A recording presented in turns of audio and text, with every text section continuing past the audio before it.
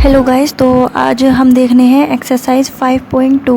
ठीक है, क्लास 11वीं के चैप्टर 5 की, जो होगा complex numbers and quadratic equations. ठीक है, तो उसकी हम एक्सरसाइज 5.2 में हमें क्या निकालना होगा, मॉडुलस एंड आर्ग्यूमेंट निकालना है हमें इन गिवन कॉम्प्लेक्स नंबर्स का। ठीक है, तो आइए फटाफट हम देख लेते हैं कि मॉडुलस और आर्ग्यूमेंट हम निकालने कैसे हैं। ठीक है, तो आप देखो, अगर कोई आपके पास कॉम्प्लेक्स नंबर है, मान लीजिए आपके पास z गिवन है, ठीक है, और क्या दिया हुआ है 2 + 3 आयोटा, तो इसकी जो मॉडुलस वैल्यू हो जाएगी उसको हम कैसे रिप्रेजेंट करते हैं, मोड z से।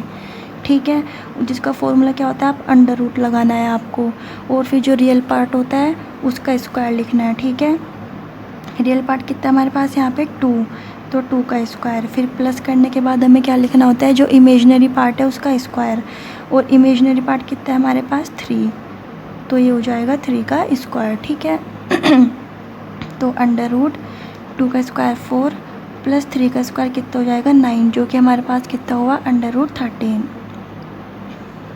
ठीक है, तो ये हमारा निकालना हुआ मॉडुलस किसी भी कॉम्प्लेक्स नंबर का।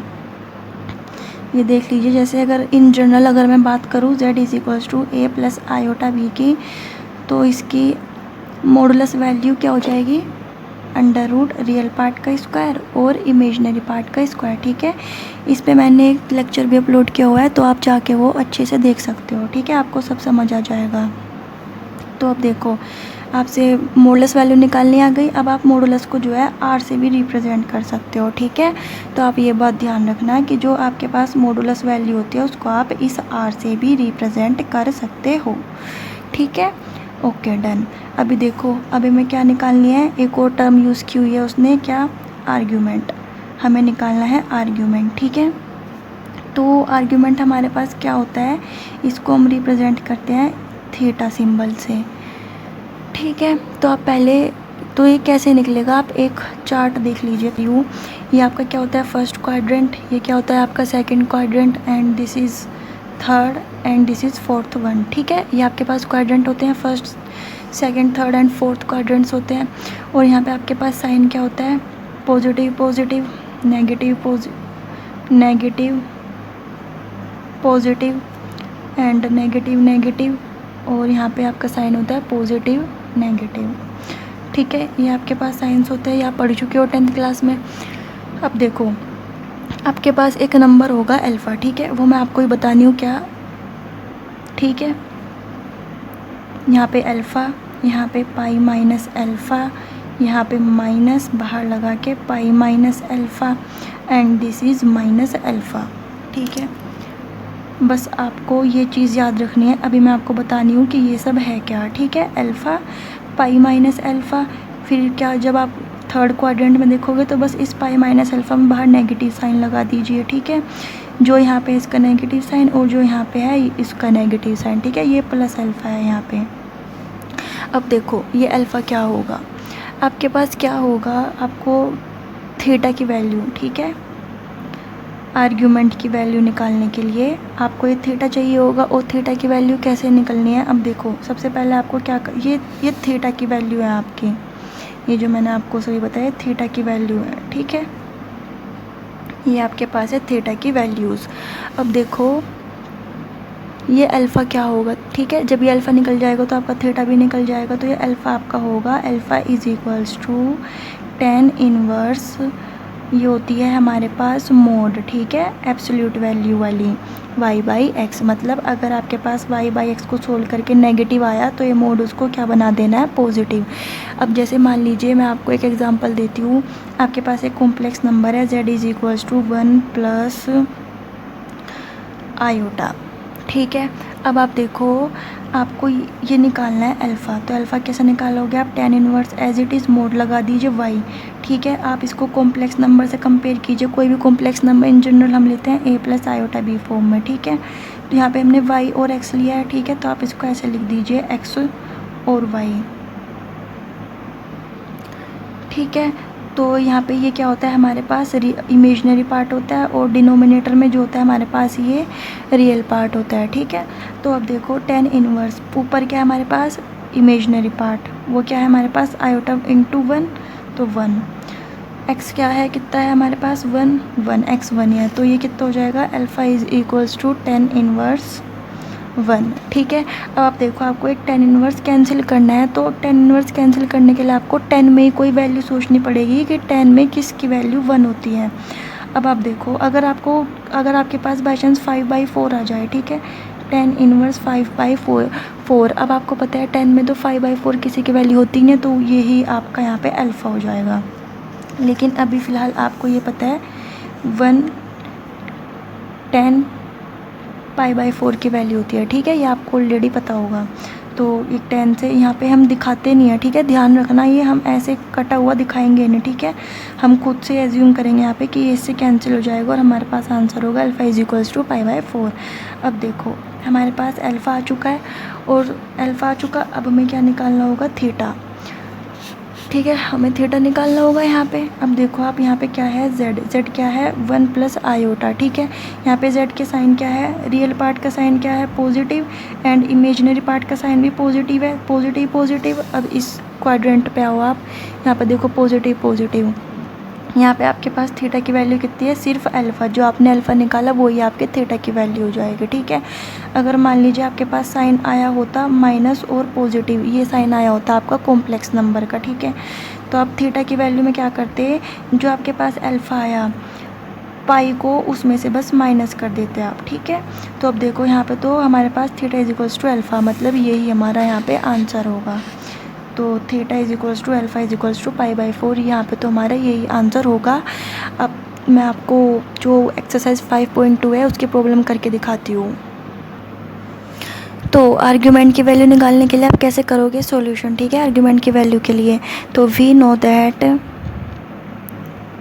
दैट जो हमारे पास आर्ग्यूमेंट होता है, ठीक है, आर्ग्यूमेंट को हम ऐसे भी रिप्रेजेंट कर सकते हैं ARG से। तो हमें पता है कि क्या होता है आर्ग्यूमेंट, हमारे पास थीटा होता है। ठीक है, और थीटा इज इक्वल्स टू, आप देखो ये आपके पास z is equals to -1 minus iota √-3, ये कौन से क्वाड्रेंट में लाई कर रहा है, देखो रियल पार्ट का भी नेगेटिव साइन है, किस साइन में, हमारे पास नेगेटिव और नेगेटिव साइन में। ठीक है, रियल पार्ट भी आपके पास नेगेटिव एंड इमेजिनरी पार्ट भी आपके पास नेगेटिव है यहाँ पे, तो ये थर्ड क्वाड्रेंट में लाई कर रहा है आपका। ठीक है, थर्ड क्वाड्रेंट में आपका ये लाई करेगा। तो थर्ड क्वाड्रेंट में आपके पास आर्ग्यूमेंट की वैल्यू कितनी होती है, -π - अल्फ़ा। ठीक है, तो अब हमें क्या वैल्यू फाइंड करनी है अल्फ़ा की, and here alpha is equals to, हमारे पास क्या होता है 10 inverse modulus of y/x। y का मतलब ये क्या होता है, ऊपर आता है हमारे पास जो इमेजिनरी पार्ट होता है, और जो नीचे है वहाँ पे आता है हमारे पास रियल पार्ट। ठीक है, तो अभी कितना हो जाएगा हमारे पास 10 इनवर्स y कितना है आपके पास इमेजिनरी पार्ट, ठीक है, वो कितना है -√3, ये कितना हो जाएगा -√3 डिवाइडेड बाई कितना है हमारे पास x -1 रियल पार्ट। ठीक है, ये हमारे पास हुआ -1। Okay done. अभी देखो माइनस से माइनस कैंसिल हुआ और 10 इनवर्स कितना हुआ, ये हमारे पास √3। अब देखो मैंने ये मोड साइन हटा दिया, क्यों, क्योंकि हमारे पास माइनस से माइनस कटा, तो ये √3 एक पॉजिटिव वैल्यू है। ठीक है, और जब आप पॉजिटिव वैल्यू की मॉडुलस लेते हो तो वो पॉजिटिव ही आएगी। ठीक है, तो अब आप ये देखो आपको ये 10 इनवर्स हटाना है, इसको आप कैसे हटाओगे, आप 10 में कोई वैल्यू सोचो जिसके 10 में किस की वैल्यू √3 होती है। ठीक है, तो आपको पता है 10 60 की वैल्यू आपके पास √3 होती है। ठीक है, तो 10 इनवर्स 10 π/3। ठीक है, तो आपको ध्यान रखना है, ऐसे आपको काट के नहीं दिखाना है। ठीक है, ये गलत हो जाएगा, आपको बिल्कुल भी काट के नहीं दिखाना है, ऐसे आपको खुद से ही देखना है कि ये आपका 10 π/3 हुआ और आप इसको ऐसे कैंसिल कर दोगे, जो कि आपको ऐसे लिख के नहीं दिखाना है। तो ये कैंसिल हो के क्या हो जाएगा, ये सिर्फ आपके समझने के लिए है कि मैंने इसको कैंसिल किया, तो आंसर हुआ हमारे पास π/3। तो ये आपके पास कितना आ चुका है अल्फ़ा। ठीक है, और आपको चाहिए आर्ग्यूमेंट की वैल्यू कितनी है, theta is equals to -π - alpha. तो थीटा, तो हैंस जो हमारे पास आर्ग्यूमेंट होगा, ठीक है, वो क्या हो जाएगा, argument theta is equals to -π - alpha is equals to -π कितना है π/3, π - 3। ठीक है, माइनस ये कितना हो जाएगा आपके पास 2π/3 which is theta is equal to -2π/3, ये आपका हुआ आंसर। ठीक है, अभी आई होप कि आपको ये समझ आया होगा, और अभी जब हम ये दूसरा एग्जाम्पल देखने हैं तब आपको और अच्छे से समझ आ जाना है। ठीक है, तो देखते हैं अभी सेकंड प्रॉब्लम आपकी क्या है, -√3 प्लस आयोटा। ठीक है, तो अभी आपको सबसे पहले क्या निकालना होगा, यहाँ पे मॉडुलस निकालना होगा। ठीक है, मॉडुलस आपका क्या होगा, आप इसको मान लीजिए z है। ठीक है, तो मॉडुलस आपका कितना हो जाएगा, मॉडुलस ऑफ z, या फिर आपको इसको r से भी रिप्रेजेंट कर सकते हो, which is under root real part का स्क्वायर, रियल पार्ट है आपके पास -√3 का स्क्वायर प्लस इमेजिनरी पार्ट का स्क्वायर विच इज़ 1। ठीक है, तो 1 का स्क्वायर हो जाएगा आपके पास। तो आपके पास कितना हुआ अभी, अंडर रूट 3 का स्क्वायर कितना हो जाएगा, 3 plus 1 which is under root 4 which is 2। ठीक है, आपका मॉडुलस हो चुका है, ये आपका सॉल्यूशन है यहाँ से। ठीक है, तो ये आपका मॉडुलस हो चुका है। अभी देखो, जब आप कोई भी आंसर लिखते हो तो आपको ज़रूरी बनता है कि आप उसका फॉर्मूला भी ज़रूर लिखें पहले। ठीक है, तो आप क्या लिखने हो यहाँ पे, we know that modulus of a complex number z is equals to a plus iota b, मतलब ठीक है कितना होता है, modulus of z is equals to under root a² plus b square. ठीक है, तो ऐसे फॉर्मूला लिखने के बाद तब आप ऐसे सोल्व करना, then modulus is equals to ये सब। ठीक है, अभी देखो, अब हमें क्या निकालना है, now we have to find, अभी हमें क्या फाइंड करना होगा, आर्ग्यूमेंट। ठीक है, of z is equals to, आपको z कितना गिवन है यहाँ पे, -√3 plus iota.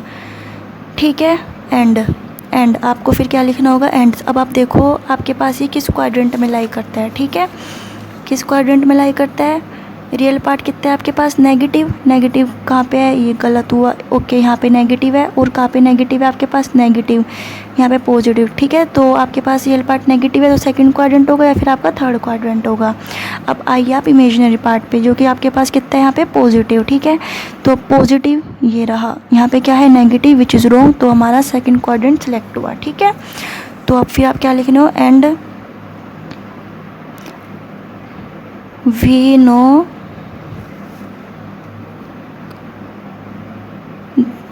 that z lies in कौन से क्वाड्रेंट में, सेकंड क्वाड्रेंट में। ठीक है, सो आर्ग्यूमेंट ऑफ z हमारे पास क्या हुआ, argument of z is equals to argument of, ऐसे भी आप इसको रिप्रेजेंट कर सकते हो, कितना हुआ, देखो सेकंड क्वाड्रेंट में आपके पास क्या है, ये रहा पाई माइनस अल्फ़ा, तो कितना हुआ आपके पास, पाई माइनस अल्फ़ा। ठीक है, अब आपको बस अल्फ़ा की वैल्यू निकालनी है, and here alpha is equals to 10 inverse absolute value, मतलब मॉडुलस ऑफ y/x। ठीक है, ध्यान रखना है, पहले आपको फॉर्मूला लिखना होगा, देन आप सॉल्व कीजिएगा। ठीक है, और उसको आप ऐसे, जो आपके पास फॉर्मूले होने हैं उनको आप ऐसे ब्रैकेट में लिख दीजिएगा, जिससे एग्जामिनर को दूर से ही दिखे आपका फॉर्मूला कि हाँ आपको पता है। ठीक है, ऐसे।